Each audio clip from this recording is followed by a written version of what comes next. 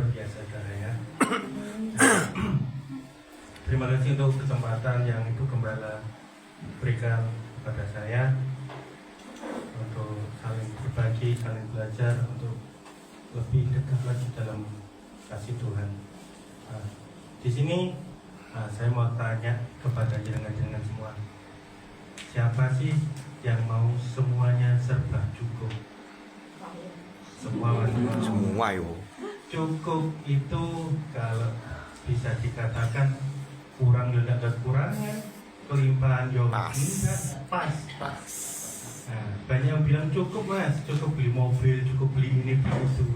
Intinya cukup itu wah selalu luar biasa. Haleluya. Nah, di sini saya mau menyampaikan, bisa katakan sharing lah. Kalau firman terlalu berat. Nah, jadi tentang sharing yaitu menghadapi hidup dengan rasa cukup. Bahasa Jawa ini cepat, bahasa Inggrisnya enough, bahasa Inggris.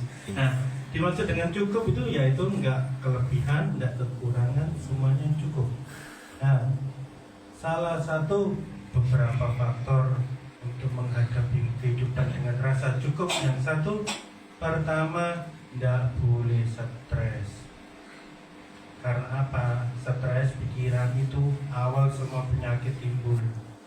Yang dimaksud adalah jangan stres, karena kita adalah anak Tuhan. Serahkan semua hidup kita sama Tuhan. Beriman Tuhan cukupkan. Dengan kita bersyukur dengan apa yang kita dapat dengan cukup, Tuhan pasti selalu memberkati dengan dicukupkan. Amin. Paham sampai sini saudara? Nah, mungkin bahasa terlalu abot, jadi saya ringankan dulu. Saya ringankan dulu. Jadi pertama tidak boleh stres. Karena apa anak Tuhan tidak boleh stres? Karena dalam Alkitab sendiri adalah kajian gembira adalah tadi maksud jangan stres. Ya Tuhan, berasku tinggal satu on, belum buat ini, belum buat itu. Serahkan semua dalam Tuhan. Beriman Tuhan selalu mencukupkan. Jangan pernah khawatir, karena kita anak Tuhan. Apapun yang jenengan hadapi, apapun yang jenengan pergumulkan, duduk di bawah kaki Tuhan. Tuhan, unek-unek jenengan saudara semua, luapkan semua. Nangis enggak apa-apa, nangis itu manusiawi. Karena apa? Semua dengan yang kita keluarkan, kita unek-unek. Karena Tuhan itu Bapa. Dan permisi, agama dimanapun, gak ada yang sedekat kita manggil Tuhan kita itu Bapa.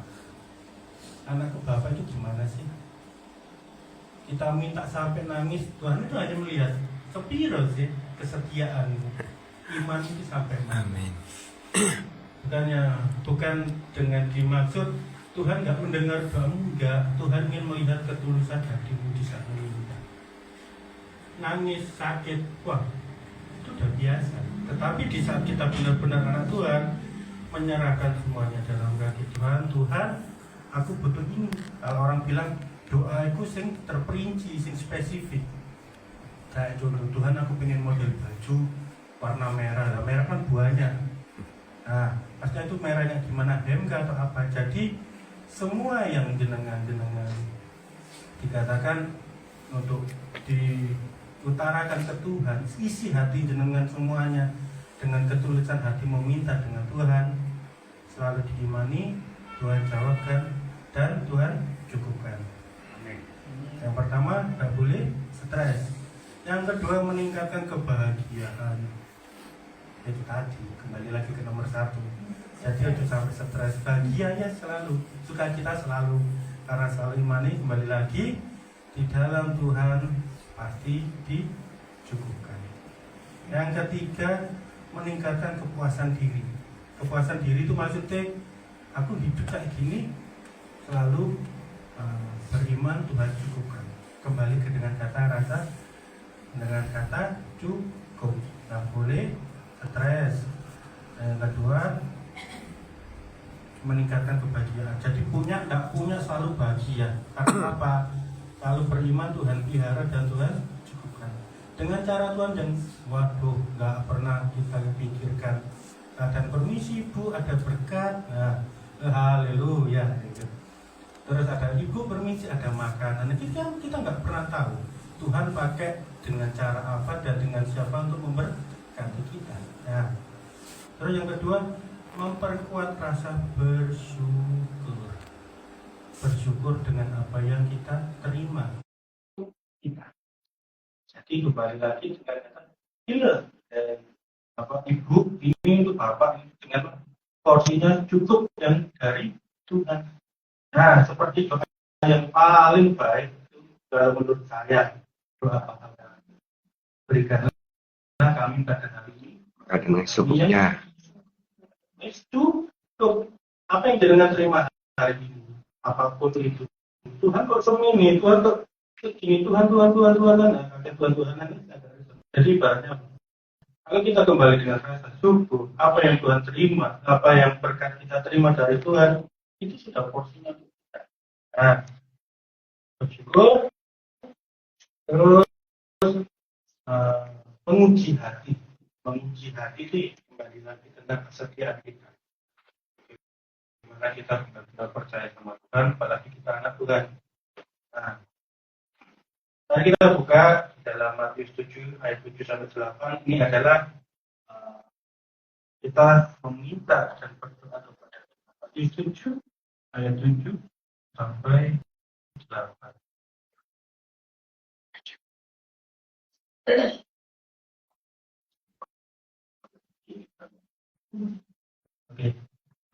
Oke. Mari kita baca bersama. 1, 2, 3. Mintalah, maka akan diberikan kepadamu. Carilah, ketoklah, ini akan dibukakan bagimu. Karena setiap orang yang meminta, menerima, dan setiap orang yang mencari, mendapatkan. Setiap orang yang mengetok, baginya pintu dibuka. Orang baik ya Allah, kita punya Tuhan. Minta, kita butuh Tuhan, minta ini 12. Berarti 7. Ya, kita ambilkan ayat 7. Nah, jauh banget saudara. Mintalah apa yang jenengan pergumulan, minta ke Tuhan, ke Bapak. Anak ke Bapak minta itu pasti dikasih. Maka akan diberikan ke Pak. Cuma kita tinggal nunggu waktu. Yaitu tentang Tuhan menguji hati kita. Pasti dikasih pasti di waktu yang tepat. Dengan caranya yang pernah kita terpikirkan. Kedua, carilah maka kamu akan mendapatkan. Carilah Tuhan. Tak sumpah yang mesti kata ya, saat sumpah kita, saat buntu-buntu kita, saat duduk-duduk kita. Kalau kita mencari Tuhan, maka kamu akan mendapatkan. Ketoklah, maka pintu akan dibukakan. Begini. Nah, kurang enak ya, jadi anak Tuhan. Kuncinya itu, saudara, di ayat 7, minta Tuhan akan berikan. Carilah, maka kamu akan mendapatkan. Ketoklah, maka pintu akan dibukakan. Kurang enak ya, kurang spesial gimana Tuhan. Jadi intinya di dalam segala kehidupan kita, kekhawatiran secara manusiawi pasti membayang-bayangi kita takut. Apalagi paling satu ini ragu, saudara. Kalau aku begini, nanti aku tak kasih kayak gini gimana ya? Nah, kembali lagi selalu beriman. Ini kuncinya di ayat 7. Minta akan didapatkan, diberikan. Carilah maka mendapat. Ketoklah maka akan dibukakan. Wah, kita luar biasa. Kembali lagi dengan yang berlanjutan dengan rasa bersyukur, meningkatkan rasa syukur kita. Apapun pergumulan dengan mungkin ya permisi, kalau keluarga, anak, finansial yang akhir-akhir ini diuji secara istimewa. Kembali lagi kita minta kepada Tuhan pasti. Kedua, selanjutnya tidak boleh iri hati. Yang saya mungkin mau terletak tetangga beli, waduh tiba-tiba beli mobil, beli yang lain-lain, kita tidak boleh iri. Kembali lagi, apa yang kita dapatkan itu adalah porsi dari Tuhan. Iri itu tidak boleh, saudara, tidak baik. Nah, kita buka di Matius 7 ayat 3. Iri, dengki, wah, jumpa elit, jangan, saudara. Nah, ya. Nanti banyak iri, nanti banyak kita buah-buah, waduh, tidak jadi berkat malah. Matius 7 ayat 3.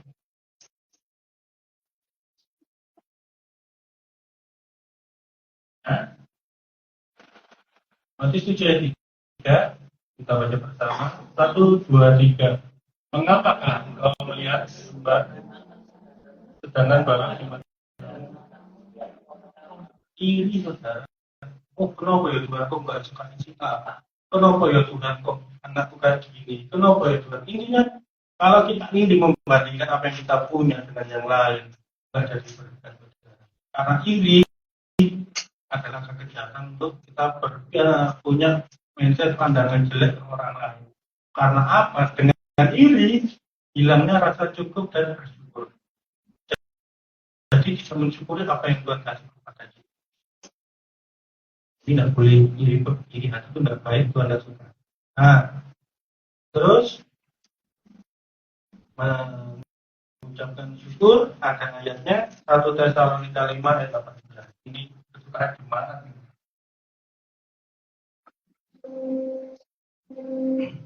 1 Tesalonika 5 ayat 18. Ini ayat favorit, biasanya di posting di IG, di Facebook, di story WA, di grup-grup keluarga. 1 Tesalonika 5 ayat 18.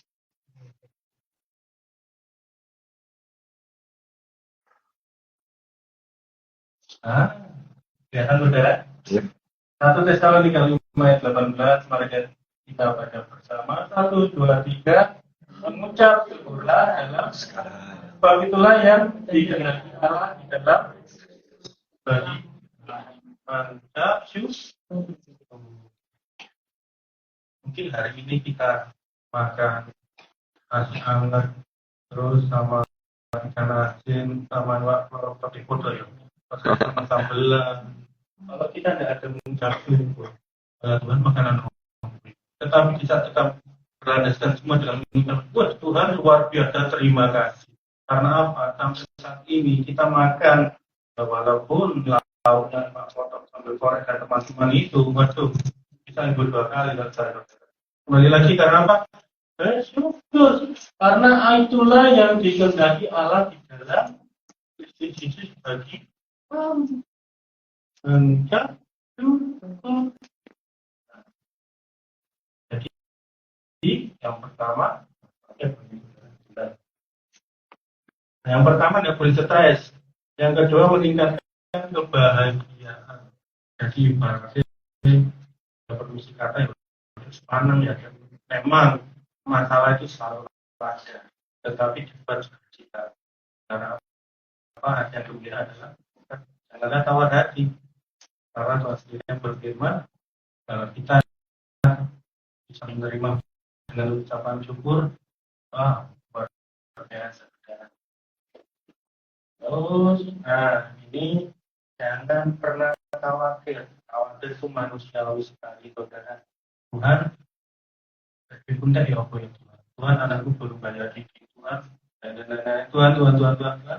Kenapa kembali lagi ke poinnya? Kita anak Tuhan, bisa kita meminta, kita tidak dapatkan. Kembali lagi bicara misalnya kita adalah anak Tuhan. Keterbukaan kita adalah awal pemulihan kehidupan dengan dan dimaksudkan. Jangan ada yang tertutupi antara jalannya dengan Tuhan. Walaupun yang permisi, muka kita bahagia tapi ya kita itu Tuhan pun tahu. Haleluya, itu pun Tuhan tahu gitu loh. Jadi intinya keterbukaan itu adalah saat ini tadi bisa kita menghadapi semua ujian-ujian, ya ujian ekonomi, ujian hidup, ujian rumah tangga, ujian yang lain-lain. Di saat kita duduk di bawah kaki Tuhan, tolong saya, kuatkan saya. Tanpa saya tidak bisa jalan sendiri. Mengucap syukur, aduh, itu nanti bilang, itu nanti yang di apa? 1 Tesalonika 5:18. Nah, mengucap syukur dalam segala hal sebagaimana yang dikehendaki Allah di dalam dikehendaki Allah. Wah, Tuhan sendiri berarti di dalam Kristus itu bagi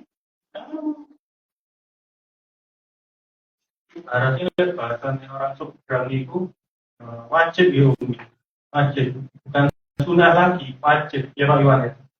Nah, wajib dikehendaki, putusan dari atas ibaratnya, nah kan itu katakan dikehendaki berarti Tuhan mengizinkan melakukan wajib, bukan sunnah. Sunnah kan kalau dilakukan dapat pahala. Nah ini wajib harus dilakukan dengan syukur. Nah, ini ayat favorit lagi. Matius 6 ayat 34. Jangan kamu khawatir burung di udara Tuhan pelihara. Nah, Matius 6 ayat 34. Nah, ya saudara. Matius 6 ayat 34 kita baca bersama 1, 2, 3. Sebab itu janganlah kamu pada hari besok ada kesusahan sendiri. Kesusahan itu hari. Dan kamu pada hari besok karena besok mempunyai kesusahan sendiri. Kesusahan hari itu hari ini. Ibaratnya porsi masalah apapun yang kita terima hari ini itu sudah cukup. Besok urusan itu kan. Kembali lagi dengan dua kata tadi, cukup dan syukur. Garis bawah yang paling garis bawah kalau stabil itu bersyukur, memperkuat rasa bersyukur kita kepada Tuhan. Kita anak Tuhan tidak apa nangis tak apa manusiawi walaupun ini kalau tentang masalah hati, masalah benar-benar lama jujur nangis kayak gitu. Nangis apa yang sebenarnya gitu karena apa? Wis kalau saya pribadi sesuatu hal yang nggak bisa saya hadapi secara sendiri, secara manusiawi ini tak terpulang. Karena apa? Kalau kita melakukan sendiri tanpa Tuhan itu saya ibarat itu tidak ada artinya. Kita jalan itu kalau ibaratnya kita jalan tidak tahu arah kemana tujuan itu. Tuhan ini arah mandi kan karena tidak ada tujuan yang benar. Bisa kita lemah, Tuhan kuatkan. Tuhan beri kekuatan untuk bisa melewati semua. Karena selalu di iman bisa kita menghadapi semuanya. Tuhan selalu ikut dengan cara Tuhan yang luar biasa. Menguji hati mungkin ibaratnya kita seperti emas yang dalam prosesnya luar biasa, panas dan lain-lain. Tetapi di saat hasil emasnya itu murni, kalau dijual, wow, lumayan saudara. Sekarang mas berapa? 1,2 juta ibaratnya per gram itu hantam. Nah, kalau yang Tuhan mau kita diproses lebih murni, yang Tuhan mau, kita bukan berharga lagi di dunia, berharga lagi di hadapan. Jadi kuncinya mengucap syukur dan selalu beriman Tuhan mencukupi. Kita tidak hari ini, bukan hari ini, besok mengucap syukur dalam segala hal. Karena itu yang dikehendaki Allah. Wah, Tuhan Dewi ngomong, kita mengucap syukur dan boleh. Jadi intinya yang mau saya sampaikan, memperkuat rasa bersyukur kita, selalu beriman Tuhan mencukupi, terbukalah kita kepada Tuhan karena kita anak-anak. Dan yang terakhir ini, jangan gampang beres, selalu bahagia, beres tolong. Tumpaklah ibaratnya, jangan stres karena apa? Stres kalau secara medis satu pikiran kita itu menimbulkan beberapa penyakit seperti hipertensi, ya, dan teman-teman yang tidak baik. Jadi, itu karena kembali lagi hati yang gembira adalah Apa yang manjur? ya, walaupun ada masalah tersenyum, selalu imani Tuhan mencukupkan, Tuhan bercampur tangan. Jadi hidup itu simpel. Dalam arti kok enak harus ngomong menteng gitu. Tapi saya juga sama-sama satu satu langkah lebih maju untuk lebih mengenal Tuhan, untuk lebih lagi bersyukur apa itu Tuhan. Karena memang prosesnya itu gitu. Sekarang nggak mampu ya nggak mampu saudara. Waduh, saya ini saya itu stempel yang baru caranya. Tetapi di satu Tuhan, Tuhan minta beri aku kekuatan, beri jalan semuanya. Tuhan kasih dengan cara yang nggak pernah kita terpikir. Baca yang mau sampaikan. Jadi mengucap syukur selalu punya mindset pola pikir Tuhan selalu mencukupkan dan beres. Jangan stres, jangan terus selalu bergembira. Bukan yang dimaksud tiba-tiba guyu dewi enggak gitu saudara. Saya bergerak hijau kita. Oh di alumni pun di RSC Pak. Itu maksudnya apapun masalah kita selalu bawa dengan sukacita. Selalu imani Tuhan selalu turut bekerja dalam kehidupan kita yang terbaik dari Tuhan. Saja. Terima kasih. Saya kembalikan lagi ke Ibu Gembala. Mari kita sama-sama bekerja, berjalan satu langkah lagi untuk meminta. Terima kasih Tuhan Yesus.